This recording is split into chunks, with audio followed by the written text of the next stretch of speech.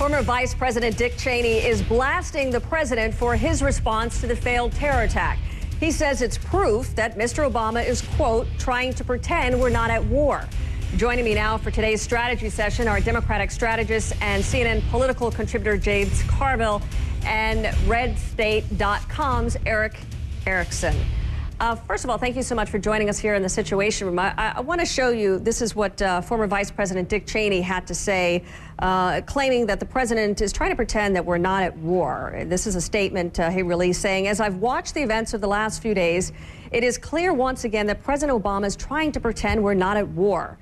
He seems to think that if he has a low-key response to an attempt to blow up an airliner and kill hundreds of people, we won't be at war. Eric, I want to start off with you. Do you think people are listening to the former vice president and what he is saying? Does he have any impact when he brings this up? You know, I think he does, and if you need proof of it, just consider that Barack Obama has on 3 separate occasions, the latest being the West Point speech, sought to specifically address the criticisms that Dick Cheney raised. I mean, if the president feels concerned enough to have to counter Dick Cheney's speeches, then he must be concerned, and I think the public is probably listening. Why do you suppose you think he's concerned, James? I mean, it seems to me as if he has a different approach altogether. Right. I don't know that he's concerned, and one can only hope that he doesn't do what the vice president did and haul off and invade the wrong country here. I mean, it's one thing we don't need to do is start a war with the wrong people. I think he's very cognizant of that.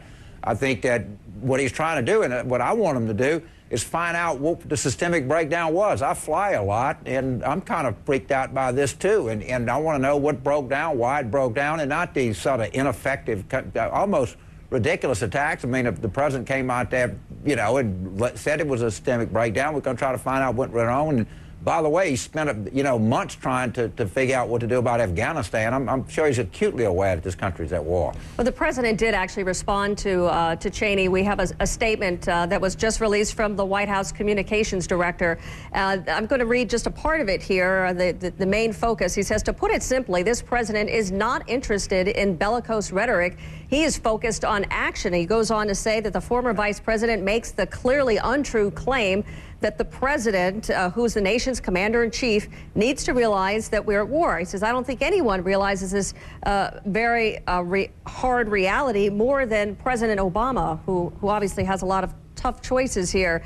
Is this just more of the same kind of campaign from the Republicans, Eric, to try to paint this administration and Democrats going into the midterm elections as weak on terror, weak on security? You know, I don't think it's a campaign. I think it's the reality. The Obama administration seems to be very good at running a political campaign and very bad at actually running policy. This is a repeated thing. You know, the president doesn't even want to talk about the war on terror. They're not allowed to use that phrase. The Homeland Security chief, who is wholly unqualified for her job, won't even say terrorism. She calls it man-made incidents. Eric, what does it matter if, you know, I speak with senior administration officials, what it's called, per se, well, the language or the words here, if the approach is deliberate? If you're not willing to call terror terror and evil evil, then what are you willing to call things? Some things are black and white. That was the main criticism against the Bush administration. Right. Yeah, I think the criticism was that they saw things in black and white. I think they were realistic, and Barack Obama lives in the ivoy tower still. He never got out of academia. James, do you want to respond to that? Again, I'm a little flummoxed here, but one thing that we can sure hope and pray for, and that is that they don't haul off and invade the wrong country. And I think if they keep themselves focused here and try to make and deal with this, find out where the breakdown was, and not worry about whether labor unions are causing this. You know, when you're going to a construction site, I'm not worried about a carpenter, you know, blowing me up. But I do think that if our embassy gets notification of somebody, I want to find out where this broke down. And I think the Republicans ought to be calling for that, as ought the Democrats. It was a systemic breakdown here, where it happened and who's at fault. The president has asked for that, and he's asked for it in short order. Obviously, there are members of his Homeland Security team that are going to be getting back to him tomorrow with preliminary findings here. There are some who believe that the setting is all wrong, that the visual is all wrong. There's an op-ed in the Washington Post today. It says that there's something unsettling about the president not wanting to interrupt his plans to deal with what appears to be the most serious threat to the nation's safety since 9/11. Returning to Washington would have sent the world a powerful message of a president willing to drop everything, roll up his sleeves, someone who really means business. Does it matter if he's conducting business from Hawaii, where he has all the tools, equipment he needs, or does he need to go back to the White House to convey a sense of seriousness about the issue? You know, well, I don't know what, right?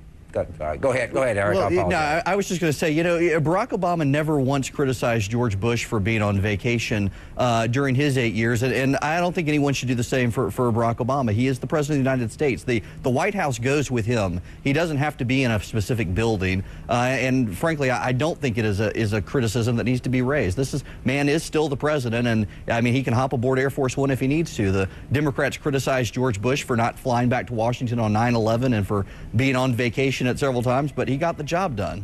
Does it matter? I mean, President Bush, he got that criticism. I spoke with someone who's friendly with the Obama administration and warned them and said, look, if you don't go back to the White House when you have this initial report that comes before you, if we see reporters with palm trees in the back, it is going to be the equivalent of George W. Bush's Air Force One tipping its wing over the Katrina victims. Do you think that is a fair assessment of how the risk he takes when he receives that report tomorrow and how he delivers the reaction? James? Of course not. Of course not. And there's just he's from Hawaii. It wasn't like it wasn't an issue in the campaign. He is vacationing in his home state. He grew up there. He went to high school there. He obviously, his mother died there. He loves the place, and he has I agree, he has a right to take a vacation. And there are palm trees in Hawaii. But there's nothing he can do about that. As long as he understands that there was a breakdown, and if somebody flies a lot, and if somebody's concerned about this, what happened in Nigeria, what happened at the embassy, what happened in Yemen, what happened at Amsterdam, how can we make this thing safer? If he's getting those answers, that's fine. He can be in Hawaii, he can be in Washington. We know that Dennis McDonough, the chief of staff to the NSC, gave a briefing yesterday in Hawaii, making that point, saying that the president is being briefed at least 5 times a day from the Situation Room, from others. He's got his briefers there with him, so clearly they're very much aware of how this looks, the potential criticism, and they are obviously making the case that the president is, in fact, on top of all of this from his vacationing home. Thank you very much. James, Eric, appreciate it. Thank you. Thank you. Thank you.